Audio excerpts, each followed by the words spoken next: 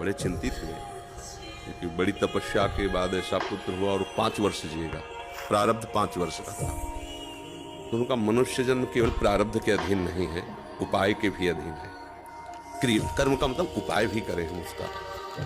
तो उन्होंने विचार किया कि इस प्रारब्ध को केवल भगवान या भगवान का कोई प्रेमी महात्मा ही बदल सकता है, दूसरा कोई।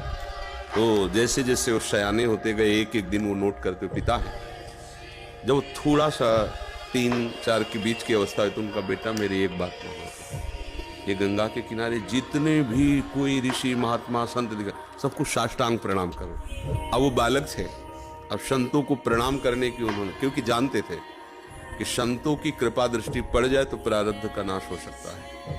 अब गुप्त रूप से सनक सनंदन सनातन सनत कुमार भी विचरण ही करते रहते, तो मार्कंडी जी सबको प्रणाम करते थे। तो सब करुणा भरी, भगवान तुम पर दया करें। बच्चा जैसे कोई आप सब प्रणाम करो तो उतना हृदय नहीं, लेकिन अगर छोटा बच्चा तो एकदम उसकी तरफ दृष्टि जाएगी, राधा राधा राधा राधा। एक छोटा बच्चा है, प्रणाम कर रहा है 3-3.5 वर्ष का, तो वो सब संत। और वो चुपचाप बैठ करके देखा करते थे उनके पिता कि किसी ऐसे महापुरुष का आगमन हो जो सृष्टि पर शासन करने की सामर्थ्य रखता हो, तभी प्रारब्ध बदल सकता है। छोटी मोटी तपस्या वाले से प्रारब्ध थोड़ी बढ़ता है।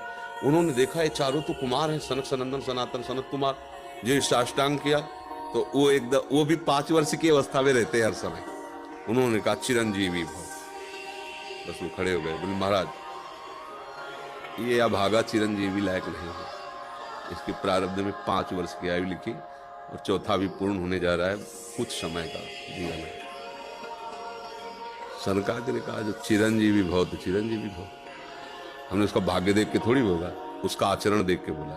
एक छोटा बालक संतों के चरणों में लेट रहा है, ये चिरंजीवी लायक ही है। बोले महाराज अब भाग्य देख के दे, 5 वर्ष की आयु, अब कैसे?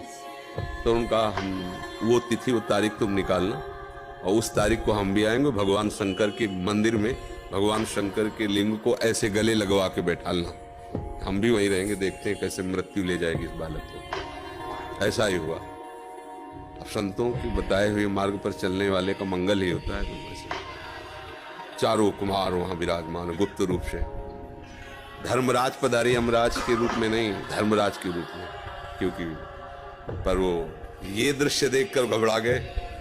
और मृत्यु के भी, काल के भी महाकाल भगवान शंकर है, उनका स्मरण किया कि भगवान आपके ही विधान का हम पालन करते हैं, जो आप आज्ञा करते हैं। 5 वर्ष की आयु है, वो आयु आज खत्म होने जा रही है, समय पूरा हो गया, पर मेरी ताकत नहीं कि आपसे छीन कर मैं ले जाऊं आपको गले लगाए हुए ऐसे। तो प्रभु आप प्रकट होइए और बताइए कि हम आपके कानून का कैसे पालन करें।